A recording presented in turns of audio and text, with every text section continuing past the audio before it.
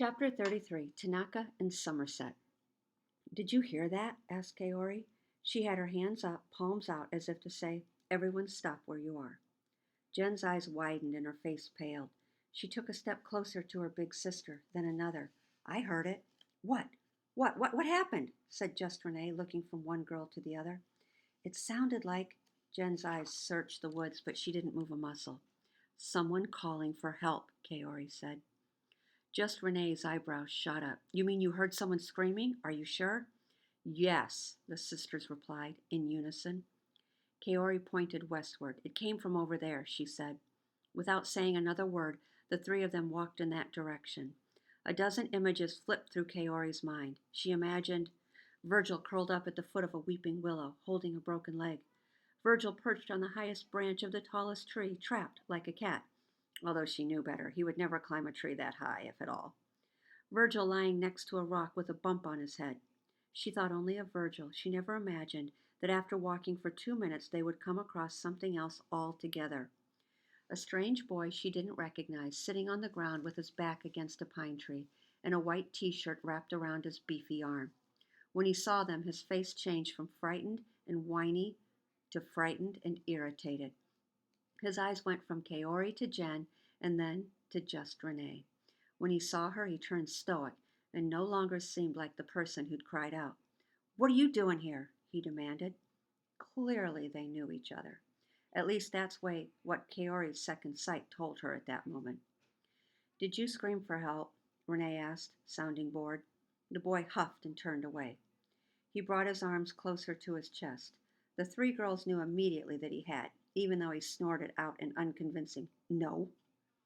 What happened to your arm then? Asked Jen, no longer ashen-faced. She motioned toward the makeshift bandage, which Kaori now realized was a pillowcase, not a shirt. I was bitten by a snake, if you want to know, he sounded proud. It was huge, like a cobra. It almost bit my arm off. Really? Said Jen, mesmerized. Yeah. His gaze swept all three of them. I'm probably going to die if you don't get me to a hospital or something. I'm sure it was poisonous. Just Renee handed her bag to Jen and knelt next to him. The leaves shifted under her knees. She held out her hands and motioned for him to show her the wound, like a mother dealing with a spoilt child. What are you going to do? The boy jerked his injured arm away. Hex me or something? Just Renee made a big show of rolling her eyes. I know a lot about snake bites, so just show me your stupid arm. No way. Just Renee dropped her hands and shrugged. Okay then, but you should know that if you keep that shirt or whatever wrapped around your arm like that, you'll probably have to get your arm cut off. You're not supposed to cover the wound that way.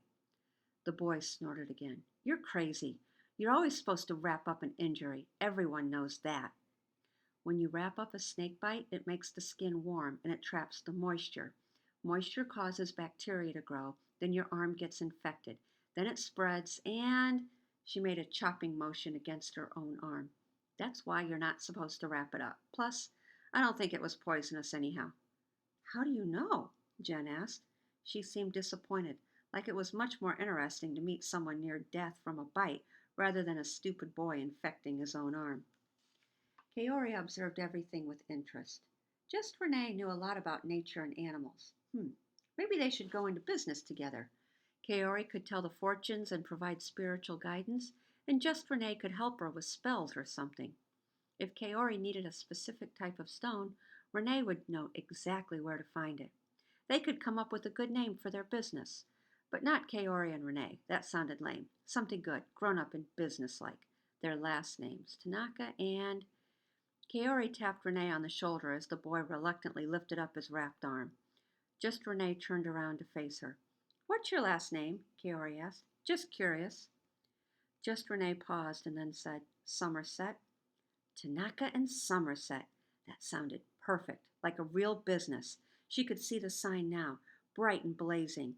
She could almost feel the flashing lights burning her eyes. Tanaka and Somerset. Tanaka and Somerset. Tanaka and Somerset. When Just Renee tossed the pillowcase aside to expose the snakebite, Jen stepped forward and crouched next to them. That's it, she said. That's the big snakebite? Kaori looked at the injury.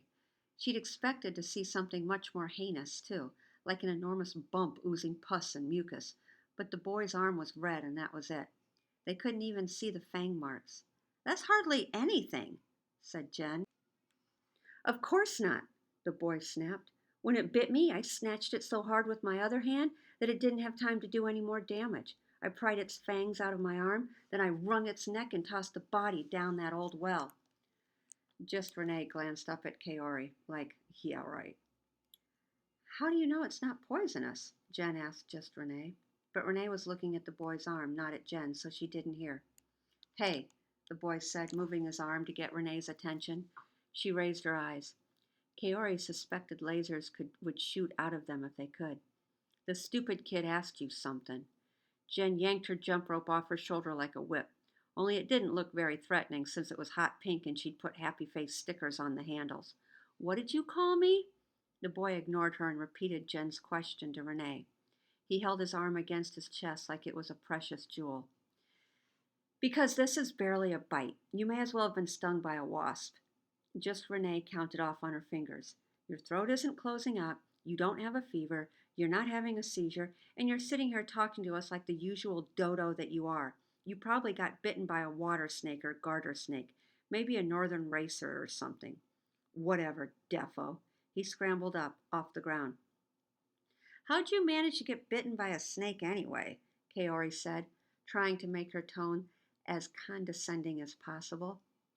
I was on a snake hunt practically all day, he said. That's what I do. I hunt snakes and kill them with my bare hands. He showed her his hands. Is that supposed to be impressive? Kaori asked. Sounds like you're mentally defective. Just Renee stood too. You should go back to your cave and run warm water over that so-called injury. Then wash it with mild soap. You don't want it to get infected or... She made the chopping motion again. And for the record, my name is Valencia, not Defo. Jen and Kaori traded confused looks. My name is Valencia.